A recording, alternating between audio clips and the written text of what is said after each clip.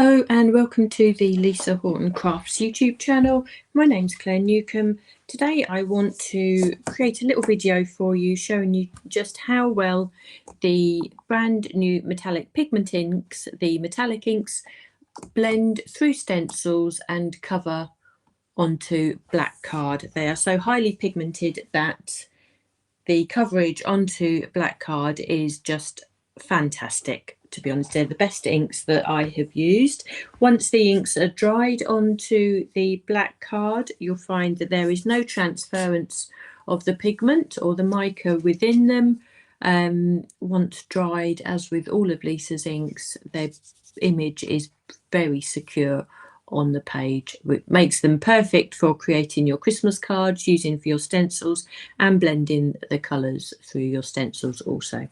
So the collections that I'll be using today are from Lisa's 2024 Christmas range. It's the A6 candle set. We have the 3D embossing folder and the layering stencils. It's an A6 set, as I say, so I'll be stenciling the image as an A6 image for you, and then I'll be creating just a little bit of a background on an A5 piece of black cardstock also. So I've already pre-cut my black cardstock, and I'm just going to center that up under the first of the stencils there. So I've already pre-cut this to size, so I just need to make sure that that sits within the boundaries of the stencil there. So I have stencil number 1, and I should perhaps do a slightly different colourway to what I've done here, and I'll use gold on the candles. Now I'm using Lisa's white stencil brushes, the stubby brushes for this. I've allocated 1 brush per colour.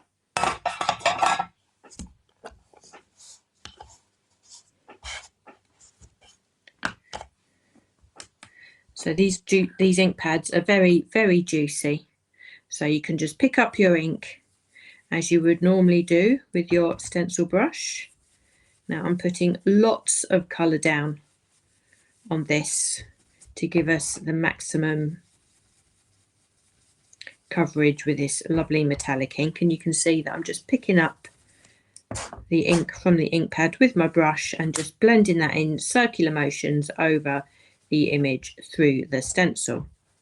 That may be a little difficult for you to see at the moment because of the angle of the camera, but you can see that the ink is going down really smoothly. Now I'm just going to add a little ink just at the base of the candle flame here, because I want to do a little bit of blending, and I want to just finish off the rest of that flame with the copper pot in a second.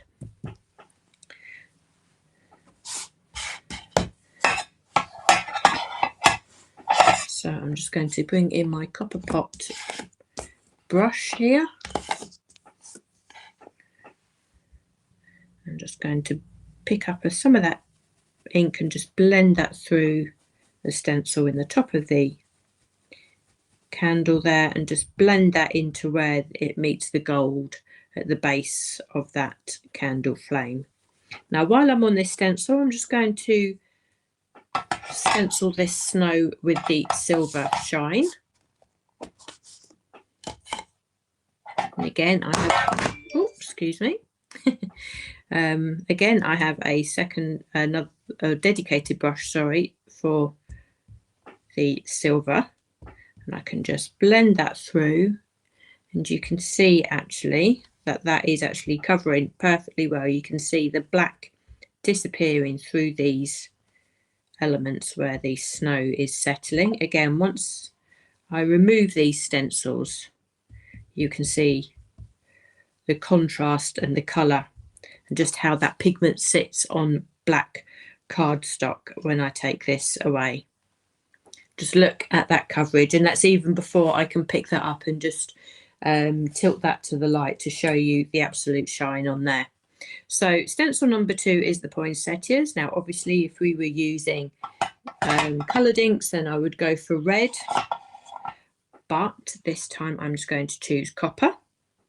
And again, I'm just going to blend this, not quite so much ink through this layer, because if you know Lisa's layering stencils, there will be another couple of layers to go on top of this to build detail and colour. So I don't need a huge amount of colour on this particular layer. We have a little bit of the stencil at the top here, so I'm going to put some more colour on this part than I am onto these flowers. So again, you can just about see that. Say you won't see the true beauty of this until I can pick up the piece and actually show you and tilt that to the light. But I can actually see that this ink is laying itself down beautifully. Now these ink pads are so juicy, so you don't need to pick up too much on your brush. If you find you have too much on your brush, just blend the majority of it off onto your stencil material here before blending that through the apertures. And if you don't want to waste the ink, you can always sort of pull that in afterwards. Okay, so that was stencil number 3, and we have some layering going on. Right, now we have the motifs on the candle. I'm going to do this in gold. I'm not, so I'm going to do this in the copper pot. So this will actually sit on top of the gold ink that I've already added there. Now I'm going to do this very lightly because we will have another stencil with more detail to add on top of these motifs in a second. So we have the centres of the flowers here, so I'm just going to do these with a bit of a contrast and swap to my gold. So we have, say, a contrast to the rest of the flower that we have going on there. So we have the 3 gold centres to the flowers. And as I pull this away, you can just about see that there's a shadow of the copper pot ink sitting as a motif against the gold. Now, it was my decision not to go too heavy at this stage with that gold. If you wanted to lay more ink down at this stage, then obviously that distinction would be a lot more. But you'll see in a second when we come to the last stencil why I've opted to go with a paler layer at this stage. So we bring in stencil number 5, and we have the detailing on the poinsettias and at the top here, and a little bit more detailing on the candles. So I shall swap back to my copper brush, and we'll put these detailings on the candles with a nice strong layer of the copper pot. And while I'm here, I'm going to put the detail of the flowers, the poinsettias, with silver, so the SilverShine. So you'll see that the SilverShine sits really nicely on top of the copper pot colour. So the blending of these colours is just so easy, and because these inks stay wet for quite a while, you have that open time with the ink to be able to blend them and create blends of colours. To say that they blend so lovely, and just being able to play with these, and they're a real creamy nature to these inks. Actually, they are such a pleasure to use. So if I can take that away, you can see already that the silver sits on top of the copper colour really nicely, and we can see that the copper detailing on top of the gold candle. So last stencil now, and this is the foliage. So I'm going to come in with the SilverShine for the foliage, and I'm going to do a nice light layer initially all the way over, so we have that detailing there, and then I shall come into certain areas a little bit heavier than others, and that will just give us that illusion of some shading and just shows you that we can have control over the amount of ink, especially with these metallic inks. We're used to using and having that control with Lisa's coloured Cloud9 inks with a matte blending inks, but we can have that element of control also with these metallic inks, again making them a real pleasure to use. And the coverage that they have over a dark cardstock is phenomenal, to be honest with you, because everything you would want and would hope from a metallic ink, these inks really do deliver. So we have the motifs on the candles here. You can see the larger one here and the smaller one here. This one here I've covered in the silver. This larger one here I shall go over quite heavy-handed with the copper, so you'll see the difference in the two motifs, and you'll see that the copper does indeed blend just as well over the gold. All the colours blend perfectly well over each other, to be honest with you. So we have that image fully stenciled. I can pick that up now and tilt that towards the light, and you can see just that how well those colours blend on top of each other, and you still get the detail that we know and love from Lisa's stencils. Now I'll just give that an extra little bit to dry, because what I will do in a second, once this has dried, I will put this through the embossing folder just to show you that the ink does dry and is sort of fully usable to put onto your cards with no transference, no smudging, and also to use through the embossing folders also. So while I wait for that to dry, I'm going to bring in another piece of black card. This is a 5x7 card, and I will be mounting this layer onto this, but I just want to put some detailing onto the back, as you can see that I've done here, this little section here and around. It just adds a nice subtle detail. So to do this, I'm coming back to my stencil layers. Sorry, that light's blown out a little bit. And I'm just going to use stencil number 6, so the last stencil with all of this foliage detail here.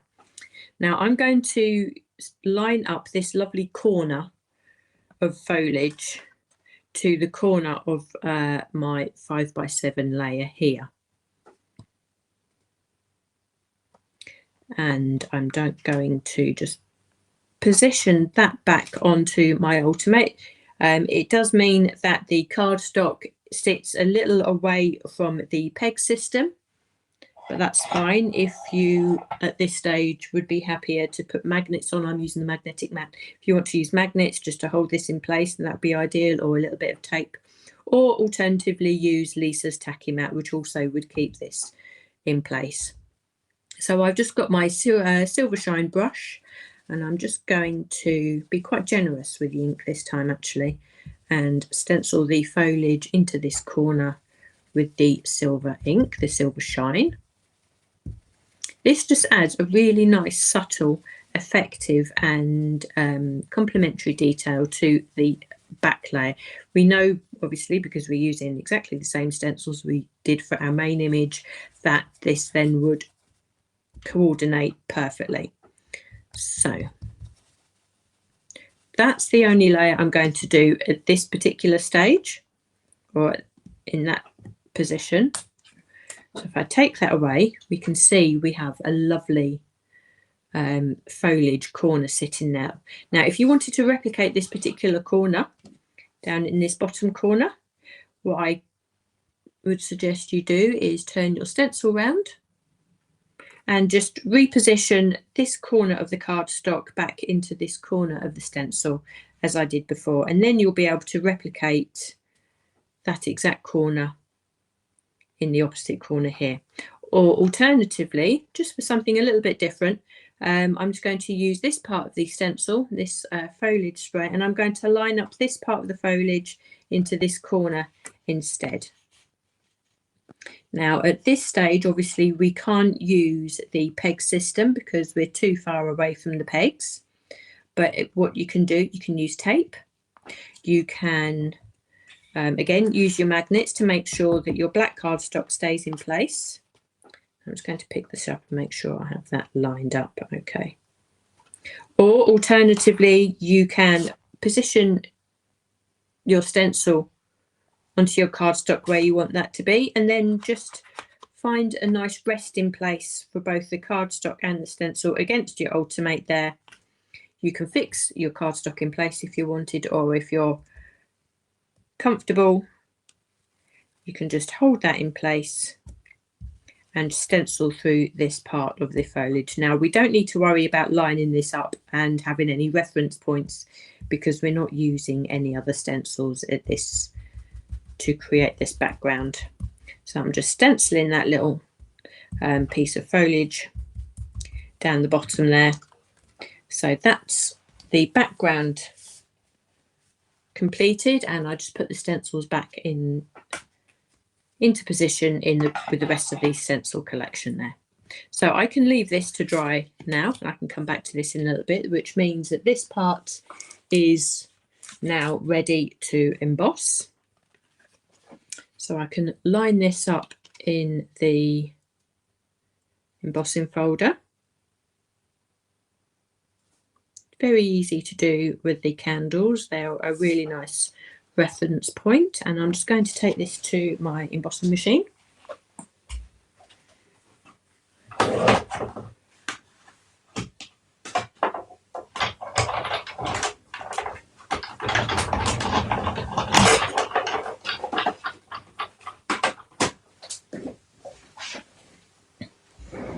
Okay, so now I can open this up.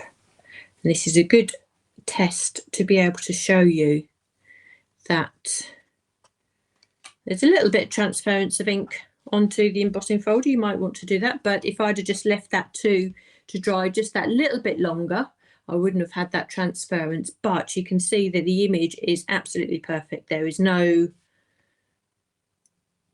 smudging of that ink at all. And obviously if you have that little bit more time to wait just to dry the ink, you could always heat set it as well with the gun, but there really is no transference. I can rub my finger over the ink there and there is no movement, but obviously the longer you leave it, the better that will dry. And this one has been made for a couple of days now and I have no issue sort of rubbing my finger over that. There is absolutely no movement of that image whatsoever. So we can see that is embossed beautifully now. I'll just show you the back. There we are. You can see that has been embossed. It's a little bit difficult to show you on camera sometimes. So I can just move my ulti-mate out of the way now. So to complete this card, I've just got some of Lisa's Glitter Euphoria card that I can mat this main image onto. Again, the collection is an A6 collection, but it's so easy to transfer this and make a larger card, so a 5x7 card as I'm making for you now. Now I just need to hold that down a little bit longer because that glue, because we're sticking onto the Glitter Euphoria card, it just takes a little bit more patience for that glue to stick onto the glitter cardstock there. You can see in the background of this card that I've done exactly the same with a different colour of glitter card. You may just need to put a heavier weight on that just to get that to set. So then I can lay out this 5x7, the A6 image onto the 5x7 mat and lay there, and you can see just how beautiful that background stenciling is. Just simple, just two sections of stenciling, and that has created more than enough of a background. So I have my card blank, 5x7 card blank. Everything is cut to size already, so I can put this on my card blank.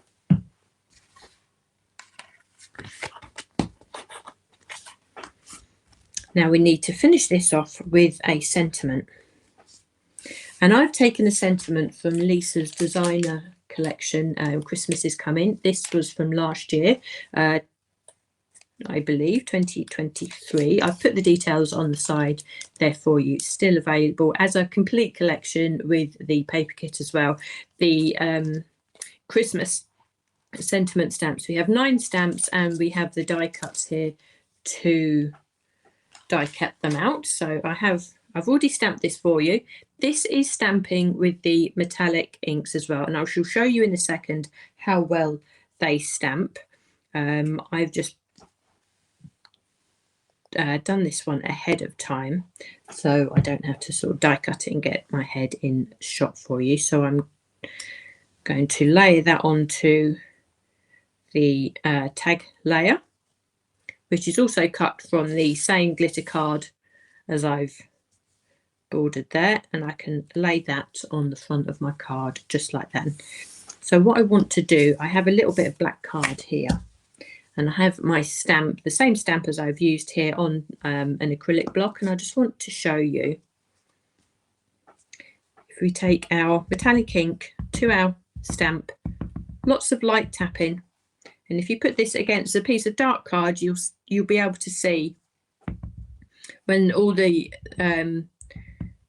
relevant surfaces of the stamp have been coated with your ink.